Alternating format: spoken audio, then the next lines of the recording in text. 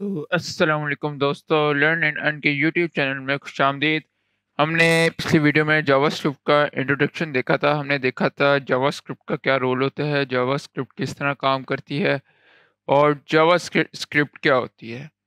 तो आज हम देखेंगे हम जावास्क्रिप्ट को कैसे लिखते हैं और उसको डेवलपर टूल्स के ज़रिए किस तरह देखते हैं। तो जल्दी से मैं एक न्यू फाइल क्रिएट कर लेता हूँ क्लास 47 के नाम से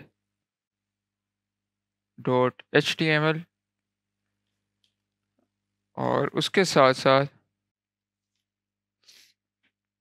तो मैं स्टाइल टैग लगा लेता हूँ, लेकिन इस क्लास में स्टाइल टैग की ज़रूरत बिल्कुल नहीं पड़ेगी। लेकिन फिर भी बताने के लिए कि स्टाइल टैग इंटरनल सीएसएस के लिए हम स्टाइल टैग को लगाते हैं। तो बॉडी में जाते हैं, बॉडी में मैं थोड़ी सी मार्कअप लिख लेता हूँ। तो div.con,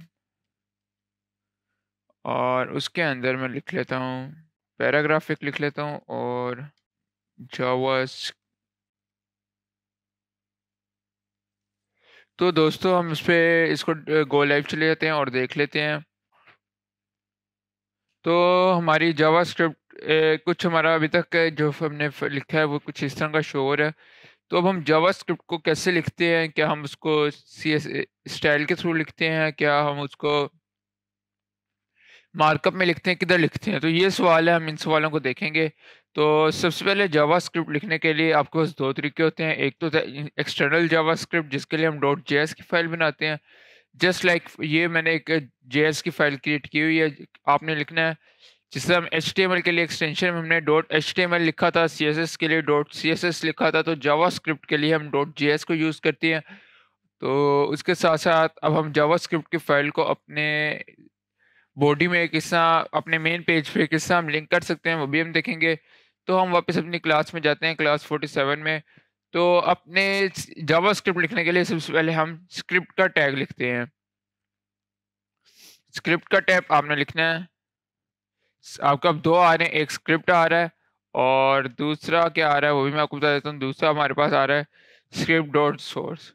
अब जो ये स्क्रिप्ट डॉट सोर्स है, इसके अंदर आप एक्सटर्नल जावा स्क्रिप्ट का लिंक दे सकते हैं कि अगर आप एक्सटर्नल जावा स्क्रिप्ट लिख रहे हैं, लाइक मेरा ये क्लास 2.js है, तो इसके अंदर मैं क्लास 2.js का लिंक दे सकता हूँ। क्लास 2.js, ये हमारे सामने ऑप्शन आ गई। ये मेथड है हमारी एक्सटर्नल जावास्क्रिप्ट को हमारी मेन क्लास में इंक्लूड करने का। तो अब हमारी ये वाली फाइल जावास्क्रिप्ट की हमारे इस फाइल में इंक्लूड हो चुकी हुई है, और ये एक मेथड हो गया। And the second method is के आप सिंपल स्क्रिप्ट लिखें और उसके अंदर जावास्क्रिप्ट लिखना शुरू कर दें। ये मैंने स्क्रिप्ट का टैग लिखा और मैं इसके अंदर जावास्क्रिप्ट लिखना शुरू कर देता हूँ। तो जावास्क्रिप्ट किस तरह लिखेंगे, जावास्क्रिप्ट में सबसे पहले आप लिखेंगे कंसोल। ये जो मैं लाइंस लिख रहा हूँ इनका भी मैं आपको बताऊंगा क्या इनका रोल है। तो अभी के लिए आप ये समझे कि जावास्क्रिप्ट लिखने का ये तरीका है। कंसोल डॉट लॉग लिख लेते हैं। तो आपने लिखना है कंसोल डॉट लॉग, उसके बाद आपने ब्रैकेट्स डालने हैं और ब्रैकेट्स के अंदर आपने लिख लेते हैं हम for example learn and earn. तो बाय द वे ये हमारे चैनल का भी नाम है, तो ये काफ़ी अच्छा मुझे लगता है। तो ये देखिए हमने लिख लिया console dot log learn and earn.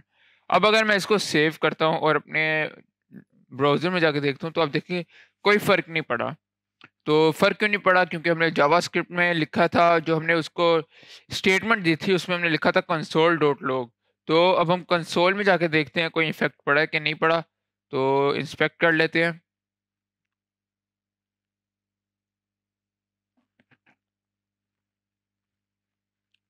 Inspect कर लिया मैंने, इसको थोड़ा सा सेटिंग्स चेंज की हुई, आप इसको सेटिंग चेंज करके सेट कर सकते हैं कुछ इस तरह, और रिस्पॉन्सिवनेस भी इसकी ख़त्म कर देते हैं।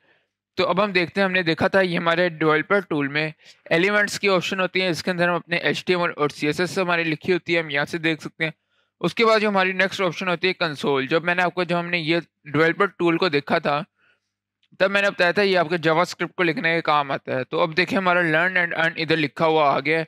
तो ये आपके एरर्स वगैरह भी बताता है कि लाइक अगर मैं इसको कर देता हूँ, इसको ओपन कर देता हूँ और आपको इसको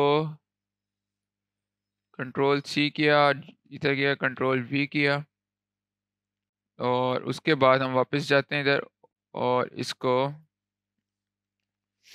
कमेंट आउट करके अब अगर हम सेव करते हैं तो देखते क्या इफेक्ट पड़ा है, तो ये देखें आ गया। मैंने आपको पहले ही बताया था जब हम HTML और CSS कर रहे तभी मैंने आपको बताया था कि आपने दोनों फाइल्स को सेव करना है। हमने पहले अपनी क्लास HTML वाली फाइल को तो सेव कर लिया था, लेकिन .js वाली फाइल को सेव नहीं किया था। तो ये हमने एक्सटर्नल CSS जावास्क्रिप्ट को यूज़ करते हुए हमने ये प्रोग्राम लिखा। तो अब हम वापस आ जाते हैं अपने इंटरनल जावास्क्रिप्ट की तरफ और हम इसको देख लेते हैं। तो अब ये आता है कि हम स्क्रिप्ट को कहाँ पे लिखें इंटरनल जावास्क्रिप्ट के लिए। तो वैसे तो आप इसको कहीं पे भी लिख सकते हैं, लाइक मैंने इसको हेड पार्ट में लिख दिया, लेकिन रिकमेंडेड ये होता है कि आप इसको स्क्रिप्ट को बजाय इसके कि आप अपने हेड पार्ट में लिखें, आप इसको हेड पार्ट की बजाय अपने बॉडी में लिखें, और बॉडी में भी अपने बॉडी के क्लोजिंग टैग से पहले। तो ये हमारा बॉडी का टैग है, बॉडी का क्लोजिंग टैग। हमने इससे जस्ट इसके एक स्टेप ऊपर हमने अपना स्क्रिप्ट लिख दिया। उसका फ़र्क तो कोई ख़ास नहीं पड़ता कि आप इधर भी लिख सकते हैं, इधर भी लिख सकते हैं, जहाँ पे आपका दिल करे, लेकिन रिकमेंडेड होता है कि आप इसको बॉडी से पहले लिखें। उसकी रीज़न ये है कि बाज़ दफ़ा किसी वजह से, कोई भी वजह हो सकती है, आपका जावास्क्रिप्ट की फ़ाइल को लोड होने में थोड़ा सा टाइम लग जाता है। तो आपका पूरे का पूरा डोम लोड ना हो, क्योंकि पहले डोम में हमने पहले भी देखा था, हमारी स्क्रीन में जो कुछ आता है वो डोम में आता है। तो आपका HTML ये भी ना हो कि आपका जावास्क्रिप्ट की फाइल स्क्रिप्ट जो है वो लॉग नहीं हो रहा, जिसकी वजह से आपकी बाकी सारी CSS और HTML में जो आपने कोड लिखा है वो भी लोड ना हो पाए। तो इसलिए रिकमेंडेड होता है कि आप इसको बॉडी से जस्ट बॉडी से एक स्टेप ऊपर लिखें। तो इसको हम सेव कर लेते हैं और सेव करके अपने डेवलपर टूल्स की तरफ आए थे। अब डेवलपर टूल के बारे में जब हमने क्लास देखी तब भी हमने ये बात की थी, और अब भी हम ये बात कर रहे हैं कि डेवलपर टूल कौन सा सही है, किस ब्राउज़र का सही है। तो ये कंसोल डॉट लॉग, बेशक आप इसको मैक में यूज़ कर रहे हैं, बेशक आप सफारी में यूज़ कर रहे हैं या क्रोम में यूज़ कर रहे हैं या जिस मर्जी ब्राउज़र में यूज़ कर रही हैं, कंसोल तो होगा ही। लेकिन जो आपका गूगल क्रोम है, इसका डेवलपर टूल्स बहुत अच्छे हैं। ये बहुत ज़्यादा यूज़र फ्रेंडली होता है, हमें काफ़ी ज़्यादा हेल्प करता है। तो रिकमेंडेड ये होता है कि आप क्रोम यूज़ कर लें, लेकिन आपकी मर्ज़ी है, आप कुछ भी यूज़ कर सकते हैं। और जावास्क्रिप्ट का रोल क्या होता है वो हमने देख चुके हैं। तो आज की क्लास में हमने देख लिया। अच्छा, मैं आपको एक और बात बताता चलूँ कि लाइक अगर हम जावास्क्रिप्ट में जाते हैं और मैंने ये लिखा, मैं सेमीकोलन डाल देता हूँ, और सेमीकोलन डालने के बाद मैं यहाँ पे कुछ भी लिख देता हूँ। मैं इसको सेव कर लेता हूँ और अब हम जाके देखते हैं। तो ये देखिए इसने एरर दे दिया, इससे एरर दिया uncaught reference error is not defined, कि ये हमारा जो हमने लिख के आए हैं ये डिफाइंड नहीं है। तो ये हमें साथ साथ लाइन भी बताया था कि इसने बताया एट क्लास नंबर 47.html में कि हमारी क्लास नंबर की कौन सी फाइल के अंदर एरर आ रहा है। फाइल का नाम बता दिया, एक्सटेंशन बता दी, और उसके साथ इसने हमें लाइन नंबर भी बता दिया कि हमारी इस फाइल के लाइन नंबर 20 में एरर आ रहा है। तो हम जाके देख लेते हैं एरर क्या है। तो एरर आ रहा है लाइन नंबर 20 में, हम इसको रिमूव कर देते हैं। तो आपके एरर वगैरह इससे आप सेट कर सकते हैं, कोई एरर आ रहा है वो आपको बता सकता है। आप कंसोल के ज़रिए अपने HTML और CSS को चेंज कर सकते हैं। तो मैं उम्मीद करता हूँ आपको जावास्क्रिप्ट किस तरह लिखनी है ये समझ आ गई होगी, किस तरह जावास्क्रिप्ट को हम अपने प्रोग्राम में इंक्लूड करते हैं ये समझ आ गई होगी, और डेवलपर टूल्स का क्या रोल होता है ये समझ आ गई होगी।